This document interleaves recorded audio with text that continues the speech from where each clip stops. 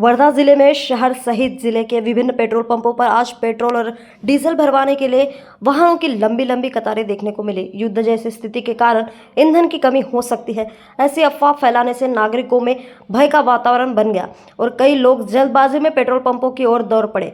इस अफवाह के चलते पेट्रोल और डीजल भरवाने के लिए रात 12:30 बजे भी पेट्रोल पंपों पर भारी भीड़ देखने को मिली। इस कारण भीड़ को नियंत्रित करने में पेट्रोल पंप मालिकों को काफी मशक्कत करनी पड़ी। इस पृष्ठभूमि में जिला आपूर्ति अधिकारी राजू रणवीर ने नागरिकों से अपील करते हुए स्पष्ट किया कि वर्धा जिले में पेट्रोल और डीजल का पर्याप्त स्टॉक उपलब्ध है। विदर्भ को ईंधन आपूर्ति करने वाला नायरा डिपो वर्धा में स्थित है और वहां से नियमित आपूर्ति जारी है, इसलिए किसी भी प्रकार की कमी नहीं होगी और नागरिक अफवाहों पर विश्वास न करें, ऐसा उन्होंने कहा। साथ ही नागरिकों से अनावश्यक भंडारण से बचने और संयम बनाए रखने की अपील की गई। प्रशासन ने स्पष्ट किया है कि पेट्रोल पंप नियमित रूप से चालू रहेंगे, इसलिए घबराने की कोई आवश्यकता नहीं है।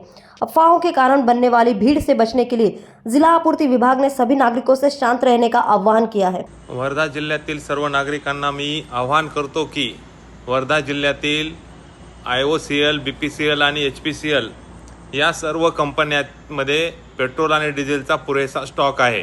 तसेच आपल्या वर्धा जिल्ह्यामध्ये नायरा हा जो डेपो आहे, या डेपोमधून विदर्भातील सर्व जिल्ह्यामध्ये पेट्रोल आणि डिझेलचा पुरवठा केला जातो।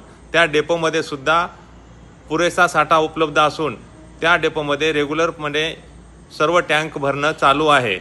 मी सर्व नागरिकांना विनंती करतो की कुणीही अफवांना बळी पडू नका आणि कुणीही साठेबाजी करू नये। उद्यापासून सर्व पेट्रोल पंप सुरळीत सुरू राहणार आहेत। कृपया सर्वांनी प्रशासनाला सहकार्य करावे। परिस्थिती सध्या ठीक आहे, पण लोकांनी कसा काय एक अलग करायचा एक अफवा फैलवली आहे की पेट्रोल मिळणार नाही, डिझेल मिळणार नाही। पण हे सगळं खोटं आहे। पेट्रोल डिझेल सगळं मिळणार आहे, पण कंपनी ज्या हिशोबानं पुरवठा करणार आहे त्या हिशोबाने भेटणार आहे आपल्याला। नाही, सध्या कंपनी ज्या हिशोबाने त्यांना जे द्यायचं आहे त्या हिशोबाने ते देऊन राहिले, पुरवठा करून राहिले। त्याच्याबद्दल कंपनीचं आक्षेप देता येत नाही आपल्याला। कंपनी आपल्या हिशोबाने सगळं काय पुरवठा करण्याची कोशिश करून राहिली। नागरिकांना हेच म्हणायचं आहे की तुम्ही ज्याप्रमाणे तुम्ही पेट्रोल डिझेलचा उपयोग करता त्याप्रमाणेच तुम्ही सगळं पेट्रोल आणि डिझेलचा उपयोग करायला पाहिजे, साठा करून ठेवायला नको। आता त्यांची